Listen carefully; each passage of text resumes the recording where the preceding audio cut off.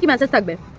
হর হর মহাদেব। খুব কাছের লোক, খুবই আমি হ্যাপি। আমি জানতাম ব্যাপারটা, আমি মানে হে ডিয়ার, আসসালামু আলাইকুম। কি অবস্থা সবার, কেমন আছেন আপনারা?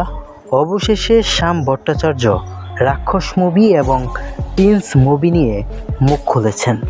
শ্যাম ভট্টাচার্য বলে রাক্ষস মুভি প্রিন্স মুভির চাইতে হাজার গুণ ভালো মুভি।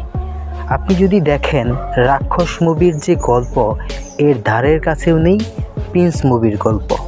তবে বাজেটের দিক দিয়ে প্রিন্স মুভি এগিয়ে রয়েছে, কারণ প্রিন্স মুভির বাজেট প্রায় 11 কোটি টাকা প্লাস, আর রাক্ষস মুভির বাজেট ছিল 2 কোটি টাকা প্লাস।